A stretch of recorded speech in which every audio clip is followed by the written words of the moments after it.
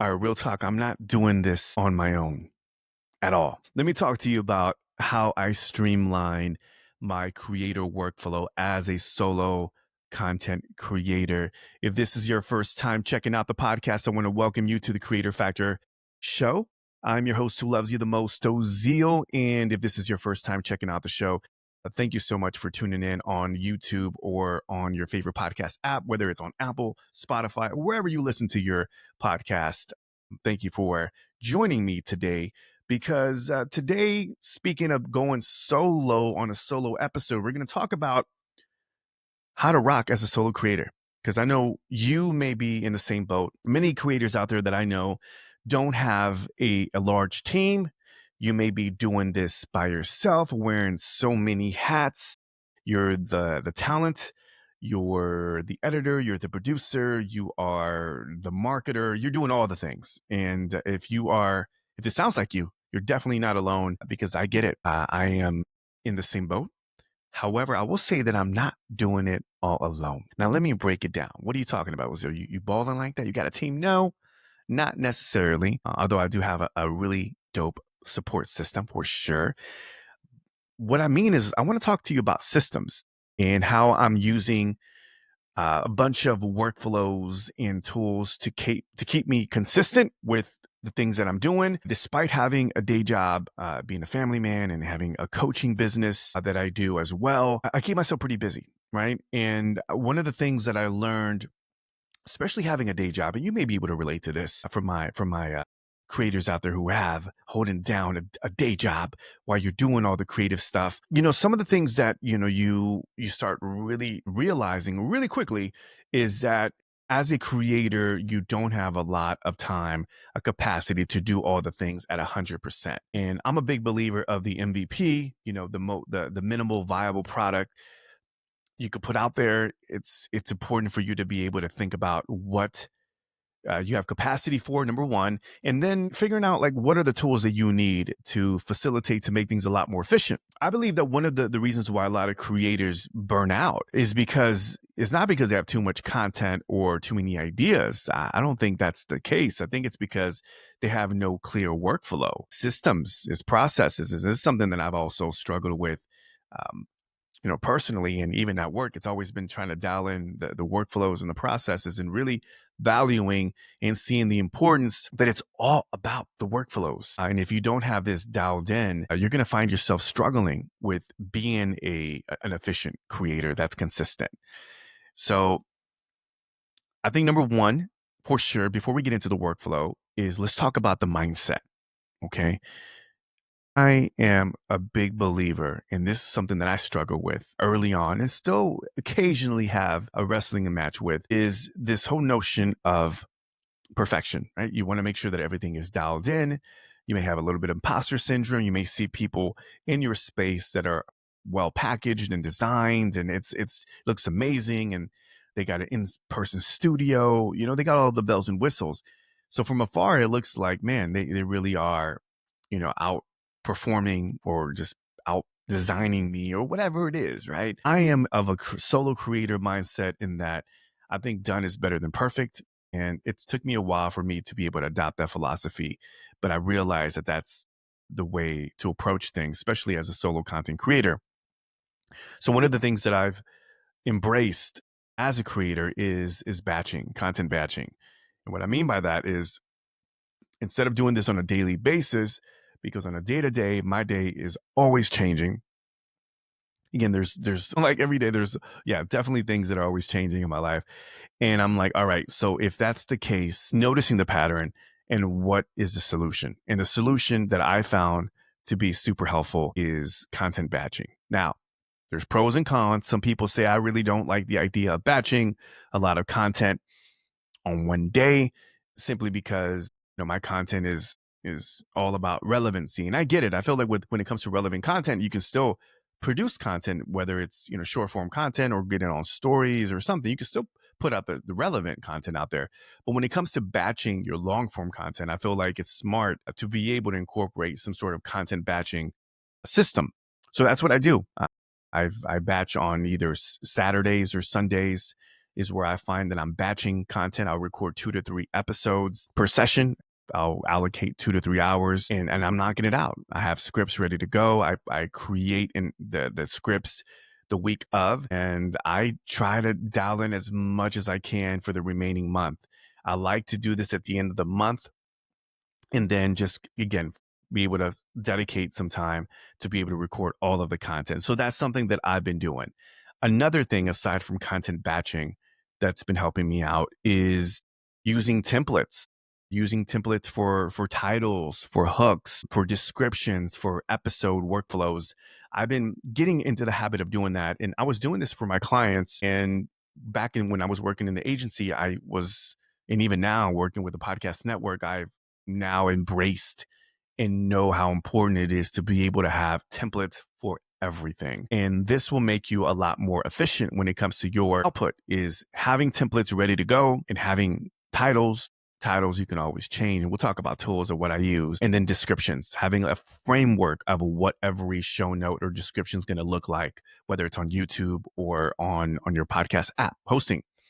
So that's super important. Templates, templates, templates. The other thing is that's been helping me out with the output is repurposing. Now, I will say that repurposing is not essentially a strategy, but repurposing is simply a tactic. Okay. Repurposing is not, some people look at repurposing as like, okay, I'm going to repurpose my content, put my clips on TikTok and on YouTube and on Pinterest, everywhere. And I'm going to blow up that way. And I have a different take on it. Is it a tactic? Is it something to make sure that you're keeping in front of mind and you have visibility? Yes. I think there's no excuse not to put out daily content when there are tools that I'm going to share with you in a bit that allows you to be able to repurpose content like I'm doing now. This is a long form content. I can repurpose this and I can put it out throughout the whole week as clips. Again, just keeping myself relevant, top of mind in front of potential customers and my community members, right? And I think repurposing is a great tactic to be able to avoid burnout and making sure that you're consistently putting yourself out there.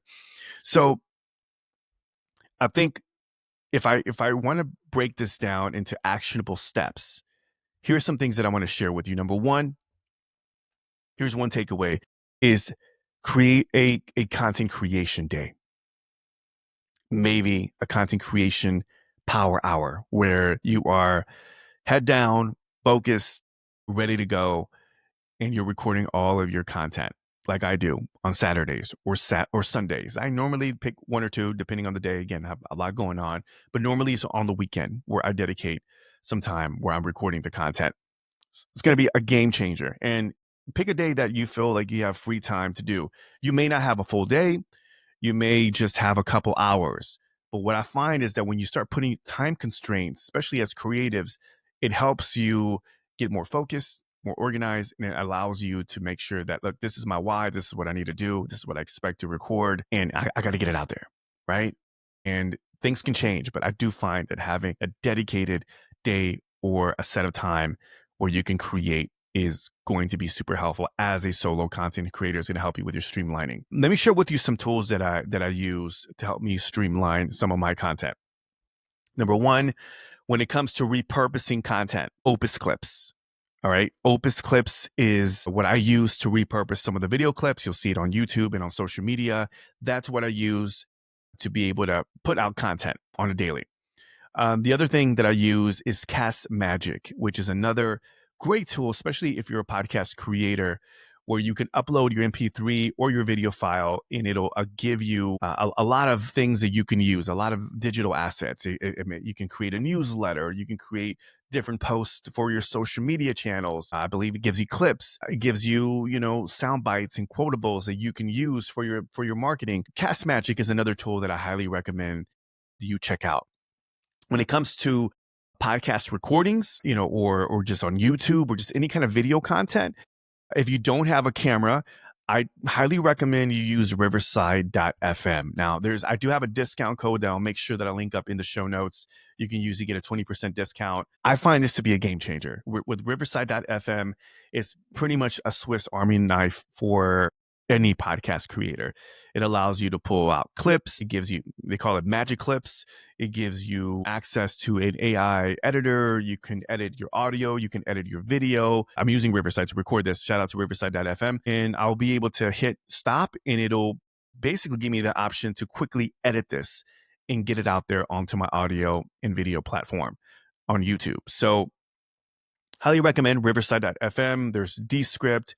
There's a few other ones that are out there, but I highly recommend riverside.fm, especially if you're doing a lot of remote recordings or just video content. I mean, this is a solo piece of content, and I'm actually recording it on Riverside. So super, super helpful. And this has been really helping me become and streamline my workflow a lot more effectively. The other tool that I use for scheduling is Metricool. Metricool is a scheduling tool. Highly recommended. I use this at the network. We use this to be able to schedule out social posts. So there's posts that we're going to promote content, and we use this for our clients. And there's a few out there. There's Buffer, Publer. There's a few out there. But Metricool, I like it. They give you monthly reports. It's actually free to get started. Again, I'll make sure that I link it up in the show notes. Super, super helpful. I think that anything that will help you to, once again, front loading your content, but also front loading your marketing as well, having a scheduler to put out your content on a weekly basis, daily basis, it's going to be super helpful. So Metricool is something I recommend. The other thing, of course, is, you probably already work on this or have used it before, but when you want good graphics or marketing assets for social, I mean, you can't go wrong with Canva. I subscribe to Canva Pro. I think it's super helpful to be able to have that. I think it's worth the paid subscription. You can use that to create graphics, audiograms, and different things you can do to help promote your podcast. So canva.com is something that I highly recommend for graphic design. And then, I use Podpage as well. Podpage is what I use to host my podcast. So if you go to creatorfactor.net, I use Podpage as a hosting company, and they host the podcast. You can subscribe to the newsletter.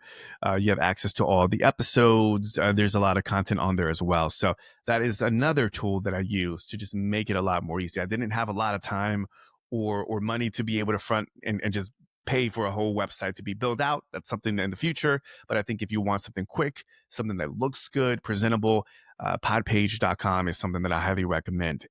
And then as far as keeping things organized, I have used a lot. So we use a lot of Google Suite at work, but for my own personal stuff, I use Notion. Notion to me has been a game changer. I love Notion. I'm using it now, notion.so. I go there, I create the system, work my workflows. I have a calendar when I'm publishing. I'm looking at a script right now, bullet points. So I use it for a lot of things, and also for my social media postings as well. Make sure that I have my calendar dialed in, and I use Notion to keep things organized. But of course, there's a ton of tools out there, Asana, Trello. Some people use Google. There's so many out there, but I highly recommend checking out Notion. .so is what I use to keep things nice and organized. I also use it for like idea capturing and production tracking as well. So I feel like it's all inclusive. You have everything you need there to have an effective like content workflow. And those are the takeaways. I mean, those are basically the tools that I want to share with you. Is number one, setting up, having the mindset as a solo content creator, knowing that done is better than perfect, especially if you're strapped with time. You're trying to put the content out there. You're building a personal brand as a part-time gig. I'm doing that right now. Some of you may be doing it on a full-time level, and that's amazing. But at the end of the day, even what I've noticed, even when you see the successful podcasters or the creators that are really crushing it, if you ask them like, how are you so efficient? How are you so focused on putting in this content out there? They all will tell you systems and processes. I mean, I've interviewed a lot of creators. If you go back to some of the episodes that I've done, all the top content creators have systems and processes. They all have workflows. Without a workflow, without an engine that is dialed in, you're just at the mercy of day-to-day life and day-to-day happenings and things that happen, because it's going to happen, right? So be prepared, have the content, front loaded, and, setting yourself up for success. It's like you have to get ready. So what is it? You don't have to be ready. In order to be ready, you got to get ready or something like that. I'm chopping it up. All right, we'll have to scrap that. But you know what I'm talking about is you got to be prepared and make sure that you have everything dialed in before you go out there on a day-to-day basis. So take care of your content workflow. So again, done is better than perfect. Batch your content, pick the creator day to create all your content. Batch. It's going to be your best friend. And use templates for titles, descriptions, and show notes. I forgot to mention this, ChatGPT. I use ChatGPT to organize my frameworks. I have actually a dedicated Creator Factor ChatGPT project. And I will go in there and say, hey, this is the framework for my show notes. This is how I like my titles.